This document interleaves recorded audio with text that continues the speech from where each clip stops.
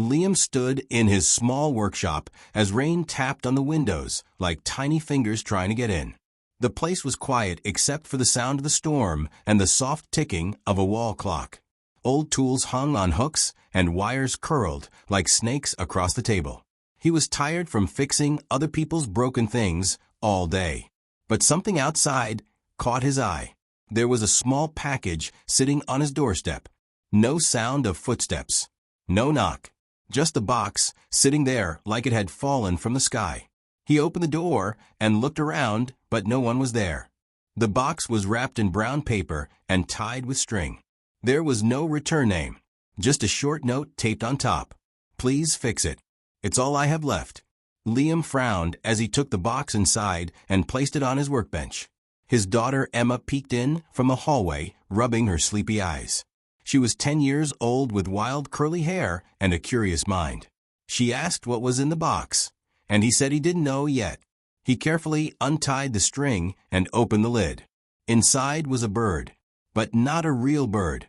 It was made of glass and metal, tiny feathers built from flexible silver wires. Its eyes were small black lenses. Its wings folded tight like it was sleeping or maybe broken. Emma leaned closer and whispered. It looked sad. Liam picked up the bird and turned it in his hands. It was cold and still. He saw a tiny switch on the back and flipped it. Nothing happened. But when he tapped gently near the neck, there was a sound, a soft chirp like the last breath of a dream. Then silence. He looked at Emma, and she looked back. They both knew. This was not just a toy. This was something important. Something that once held life in it. Liam started working on the bird that night.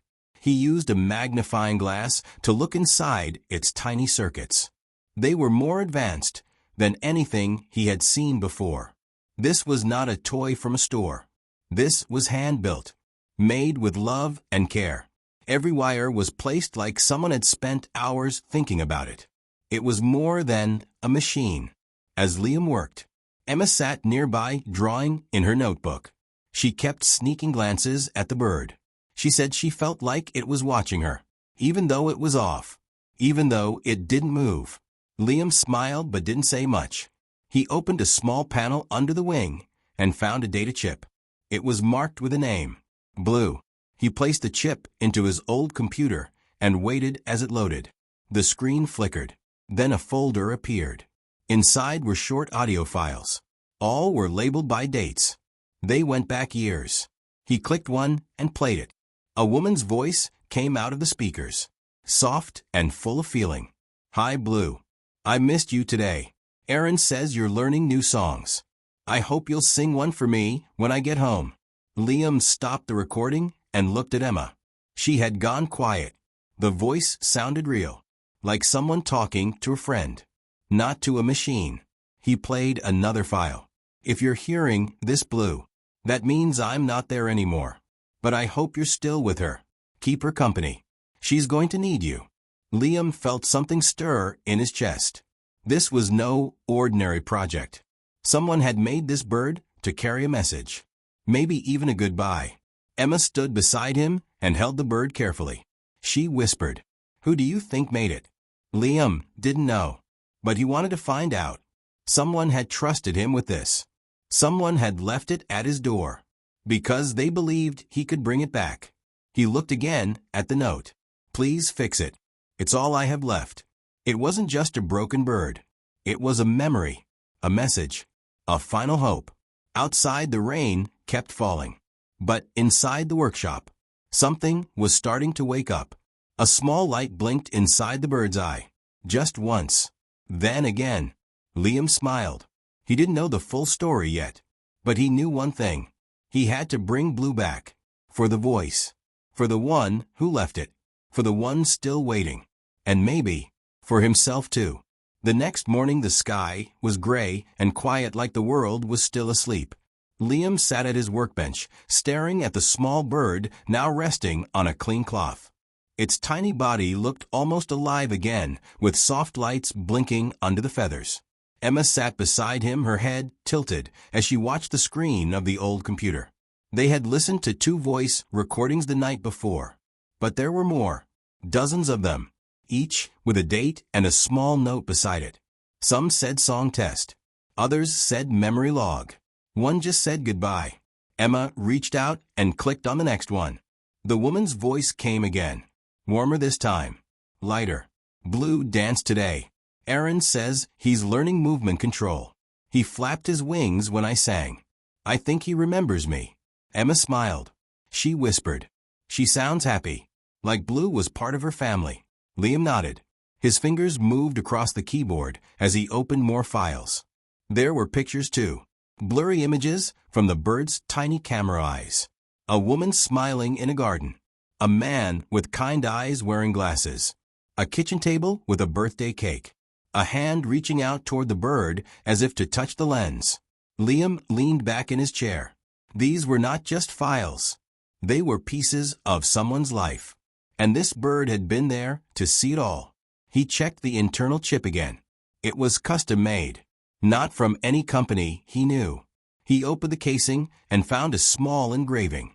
Artec V1 prototype. Liam typed the name into his computer. Only one match came up. Artec was once a private AI lab started by a man named Aaron Ryden. It shut down 3 years ago. Emma looked up. Dad, is that the same Aaron from the recordings? Liam nodded slowly. Probably. He looked deeper into the files. There was a folder marked private. It needed a passcode. He didn't try to guess. He just stared at the folder. It felt like something sacred. Something meant for one person only. Emma asked softly, "Do you think she's still alive? The woman who made those recordings?" Liam didn't answer right away. He searched the name Aaron Ryden again. And this time another name came up. Julia Ryden, CEO of a major tech company in the city. Liam recognized her face from the news. Smart, serious, always in control. But in the photos, she never smiled. He clicked on one article. It said she had lost her husband to illness. Aaron Ryden, a brilliant AI engineer, died 3 years ago. Liam sat back again. It all made sense now. Aaron built the bird for her. To keep her company. To help her remember. But maybe it was too painful. Emma looked at the bird. She asked, why would someone throw away something so special? Liam didn't know. Maybe grief made her do it. Maybe she couldn't bear to hear his voice again.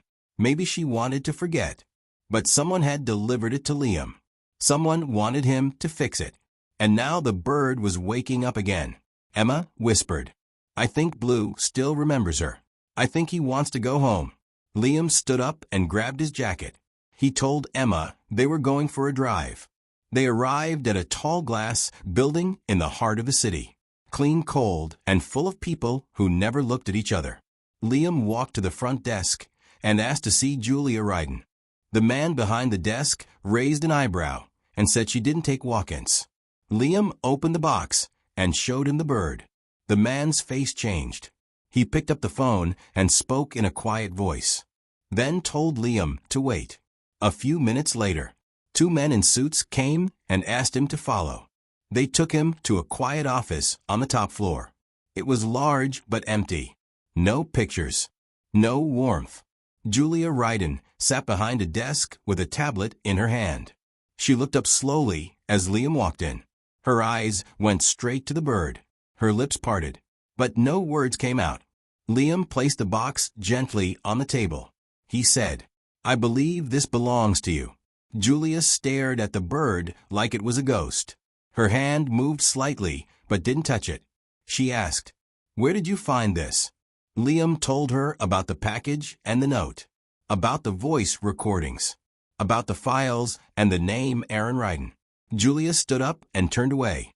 Her voice was low. That bird was not supposed to come back. Liam asked, why not? It still works. It still sings. She said, because it hurts. Emma stepped forward. She had been quiet the whole time. She said, I think he made this so you wouldn't be alone. Julia didn't answer. She just stood there, still and silent. Liam picked up the bird and turned to leave. But before he reached the door, Julia said quietly, wait. Julia stood still. Her eyes stayed on the small bird resting in Liam's hands. The room was quiet, like the walls were holding their breath. Liam waited, not sure what she would say next. Emma stood beside him, her hands wrapped around her backpack strap. Julia slowly walked back to her desk and sat down. She looked tired, but not from work. From something deeper. A kind of sadness that lived in her bones. She said, "You should not have come here. I left that bird behind for a reason." Liam didn't move. He said, "But someone brought it to me. Someone who knew you would need it again." Julia looked out the tall window at the city below. Her voice was soft, like it was being pulled from far away. "Aaron made that bird. He said it would help. He said when he was gone, I would still have something. A piece of him. A part that wouldn't fade. But I couldn't. I couldn't listen to it. I couldn't let it sing while I was breaking." Emma spoke up, her voice small but clear. "He made it for love, not for pain." Julia turned her head and looked at Emma. For the first time, her face changed, like a frozen lake starting to melt. "What's your name?" Emma said. "Emma. I helped my dad fix Blue. That's what I call him." Julia gave a small nod. "Blue." Yes, that was Aaron's name for it too. He said blue was the color of calm, and the color of goodbye. She reached her hand out and gently touched the bird. It gave a soft chirp, a sound like a whisper in the dark. Liam said, "It still remembers you." Julia pulled her hand back. She said, "I don't want to remember. I just want to work, to move forward." Liam looked at her and spoke carefully. "Sometimes remembering is the only way to move forward." She didn't answer, but she didn't look away either. Emma took the bird and set it on the desk in front of Julia. She said, "He left you this gift so you wouldn't be alone. And now he's here again in a way. Through this bird. Through the voice. Through the songs." Julia stared at the bird. Her fingers touched its wing. It felt warm now. Alive. She said, "When Aaron was sick, he didn't cry. Not even once. But he worked. Every day. Building this. Talking to it. Recording messages. He said it was his way of staying with me." Liam asked, "Did you listen to them?" She shook her head. "I couldn't. After he died, I locked it away. I couldn't hear his voice and feel that emptiness again. So I buried it with my silence." Emma said, "But now Blue sings again. And he's not alone." "You're not alone." Julia closed her eyes. She took a deep breath and said, "There was one file I never opened. Aaron said it would play only if I ever needed to hear goodbye." Liam pulled out the old computer from his bag. He placed it on the table and connected the bird's chip. The screen lit up. The files appeared. Julia pointed to the folder marked private. She typed the password. It was one word. Forever. The folder opened. There was only one file, labeled, "If you're ready." Julia clicked it. The bird's eyes lit up. And then, Aaron's voice filled the room. "Hey, love. If you're hearing this, then I guess I'm gone. And I know you didn't want this. I know you didn't want me to leave. But I had to. And I'm sorry this bird, Blue, is part of me. And part of you. It holds our laughs. Our mornings. Our songs. I wanted it to help you remember the good. Not just the end. Please don't forget to smile. Please don't close your heart. Let Blue sing again. Let the light back in. I love you. Always. Forever." The message ended. The room was quiet again. Julia didn't speak. She just let the tears fall. Not loudly. Not like a storm. But like soft rain that comes after a long dry season. Emma reached out and held her hand. Julia squeezed it gently. Liam packed the computer, but left the bird on her desk. He said, "It belongs here." Julia nodded. She said, "Thank you. Both of you." As Liam and Emma walked toward the door, Blue chirped again, louder this time. A bright sound full of life. Julia whispered, "Welcome home." Blue sat on the edge of Julia's desk. Its small eyes blinked slowly like it was watching her breathe. The lights inside its wings glowed soft and steady like the quiet hum of a lullaby. Julia stayed in her office long after Liam and Emma left. She didn't answer messages. She didn't look at her calendar. She just listened. Every time Blue chirped, it felt like a small heartbeat, like something long buried was waking up again. She replayed Aaron's message 3 times. Each time, it felt more real, like he was sitting beside her, like he had never left. The next day, she called Liam. She asked if she could visit them. Not at the office. At their home. When she arrived, Emma opened the door and smiled. Blue sat on her shoulder, chirping softly, like it had always belonged there. Julia stepped inside and looked around. Their home was small but warm, filled with photos and books and toys scattered on the floor. It felt alive, not like her cold glass office. Liam welcomed her in and made tea. Julia sat on the couch watching Emma play with Blue. The bird flapped its tiny wings and tried to copy her whistle. It was clumsy and cute and strangely full of personality. Emma said, "I taught Blue how to say hello. Wanna hear?" Julia nodded. Emma leaned close to Blue and whispered something. Blue blinked, then chirped 3 soft notes. Then, in a gentle voice, said, "Hello, Julia." Julia covered her mouth. Her eyes filled with tears again. She whispered, "He remembers my name." Emma smiled. "He remembers everything. You just have to talk to him." Liam brought the tea and sat beside Julia. He said, "Emma has been talking to Blue every day. She plays music and tells him stories. He responds to her in his own way. Sometimes it's a song. Sometimes it's just a blink. But he's learning again." Julia looked at Emma. "How did you know what to say?" Emma shrugged. "I just talk to him like he's a friend. He listens. He always listens." Julia asked, "Did your mom build things like this too?" Emma shook her head. "No. But she used to sing to me every night. When she passed away, I stopped singing. I thought if I stopped it would hurt less. But it didn't. It just made me quiet inside."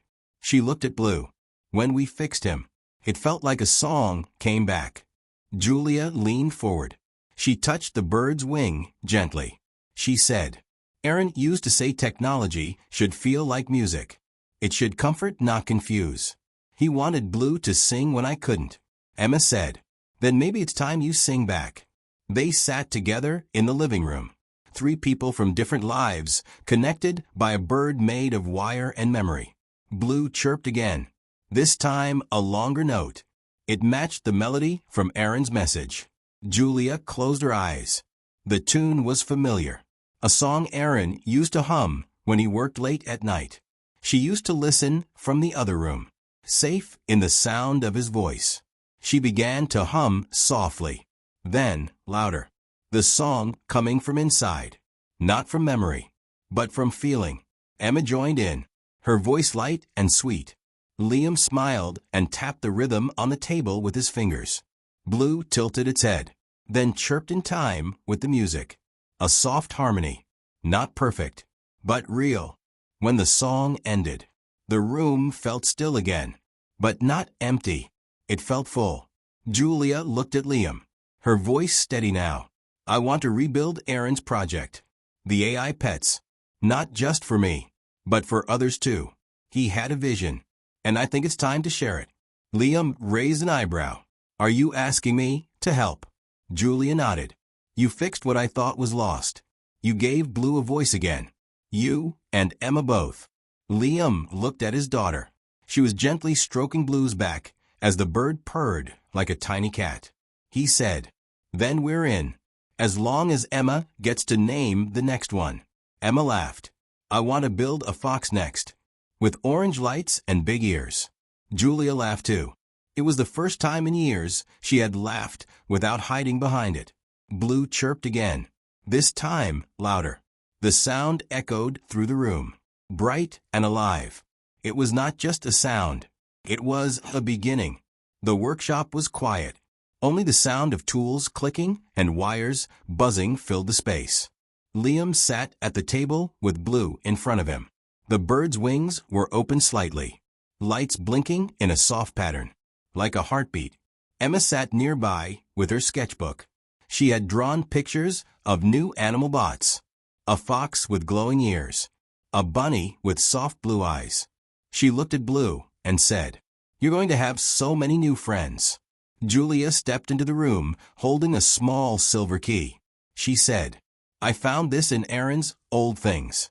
It was hidden in a book he gave me. The one about building hope with machines." She handed the key to Liam. He looked at it carefully. It was tiny and shaped like a feather. There was a small slot under Blue's wing that he hadn't touched before. He slid the key in gently. A soft click echoed through the room. Blue blinked twice. Then something new appeared on Liam's computer screen. A folder with no name. Just a glowing symbol. An open bird wing. Julia leaned in, her voice shaky. "He told me once that the bird had one more message. One that would only unlock when I was ready. When I had let someone else in. When I was no longer alone." Liam clicked the folder. Inside was one file. No name. No label. Just the date. The day Aaron passed. Julia covered her mouth. Her fingers trembled as she reached for the mouse. She clicked the file. The screen went black for a moment. Then Aaron's voice filled the room. "Hey, love. You made it here. That means you found someone again. That means the silence is gone." His voice was calm, but full of feeling. "I built Blue as my way to stay. But I never wanted you to hold on to sorrow. Only to memory. Only to love. Blue holds all our days. All our songs. All your laughter. He watched you dance in the kitchen. He heard you cry in the garden. And now he's singing again. Because your heart is open again." Aaron paused. Then his voice became softer. "One day you'll find people who remind you of the light. People like you. People who fix what's broken. Keep them close. Let them in. Let them help you build again." A soft sound came from Blue. A melody. One Julia hadn't heard since the last time Aaron held her hand. Aaron's voice came again. "Last thing. You're stronger than you think. And I love you. Always." The file ended. The room went quiet. Blue turned his head and looked at Julia. Then chirped the last note of the melody. Julia wiped her eyes. She looked at Emma and Liam. Her voice was small. That was the last thing he ever recorded. He planned every word, every note, even the silence after. Emma walked over and held Julia's hand. She said, "Maybe now you can say goodbye." Julia nodded. But it wasn't a goodbye full of pain. It was soft, like the closing of a book after the final page. She leaned down and kissed the top of Blue's head. Liam said, "He left more than a message. He left a map, a plan, a way to heal." Julia sat down beside him. She said, "He always believed technology could hold emotion. Not just code, not just wires, but something real." Emma added, "Like singing in a storm." They all smiled. Not big smiles, but quiet ones. The kind that means something is starting again. Later that night, Julia took Blue home. She placed him on the table by the window, where the stars could see him. She pressed a small button on his chest, and he began to sing. The song was old and simple, but it was full of warmth, like a campfire, like an old memory brought back to life. Julia listened, and this time, she didn't cry. She just listened. Aaron was gone, but not really. His voice, his light, his love, they were all still here. Through a bird made of wires, through a girl with bright eyes, through a father who fixed broken things not just with tools, but with care. And now, through Julia, ready to build again, not just machines, but something more. Blue chirped once more, and outside the wind carried the sound across the quiet city.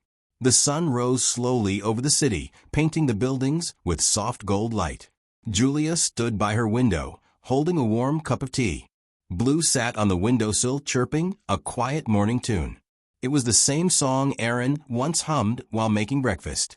A song that now belonged to both memory and future. Her apartment no longer felt empty. It felt like someone had opened the windows inside her chest, letting the air move, letting the light return. Later that day, she walked into her company building. Not in silence, not in sorrow, but with purpose. She gathered her team in the meeting room. She placed Blue gently in the center of the table. Everyone stared in quiet wonder as the little bird blinked and chirped. She said, "We're starting something new, something close to the heart. We're going to finish Aaron's dream." She told them about AI companions made not for profit, but for people, for healing, for memory, for comfort. She said, "We are going to build a new line of AI pets, ones that remember, ones that respond to love, ones that feel like home." One engineer raised a hand. "But why now?" Julia looked at Blue. "Because someone reminded me what matters most," she said. Connection. Over the next few weeks, the small lab filled with life. Not just machines and tools, but laughter, music, shared stories. Liam joined the project as lead restorer. He worked quietly and carefully, bringing old tech to life with steady hands and sharp eyes. Emma came after school every day. She helped test the AI pets. She gave them names. She told them stories. She even taught one of them how to play her favorite melody using light. Her favorite was the fox. It had long ears that flicked when it listened, and a tail that glowed gently when it was happy. She named it Ember. Blue sat beside her most days, watching like a teacher, or maybe like a proud big brother. One afternoon, Julia called Emma over. She said, "Would you like to design your own model? Something just for you." Emma's eyes lit up. She grabbed her sketchbook and started drawing. It had wings, a soft belly, and big bright eyes. She called it Luna, because she said it looked like the moon, soft, round, and full of quiet magic. The team loved the idea. They made it real. The first Luna model chirped for the first time 1 month later. It blinked at Emma, then tilted its head and sang a soft note.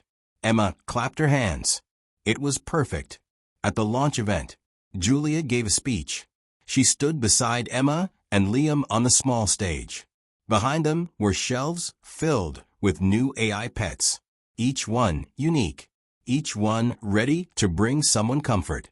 Julia said, "This project began with one broken bird, a bird filled with memory, with love, with a message."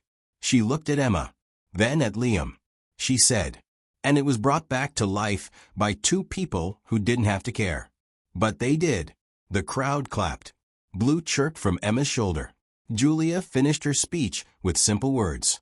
Sometimes the smallest things hold the biggest hearts. And sometimes, all it takes is one voice to bring another back. That night, Emma sat by her window at home. Luna curled beside her, glowing softly. Blue sat on the table nearby. The stars were bright. The room was quiet. She looked at her dad. "Do you think Mom would like them?" Liam smiled. "I think she would love them." Emma picked up a small recorder. She pressed the button and spoke into it. "Hi, I'm Emma. And if you're hearing this, I hope your heart feels a little lighter." She placed the recorder inside Luna's chest, then pressed a tiny switch. Luna blinked, then repeated the message softly in her own gentle voice. Liam watched. He didn't say anything, just listened, like Aaron once did. Julia sat in her office that same night, Blue on her desk, a soft smile on her face. The city lights below twinkled like fireflies. She whispered, "Thank you, Aaron, for the gift, for the song, for the light." Blue chirped one final note, not an ending, but a beginning. And somewhere, in the quiet, a new song began.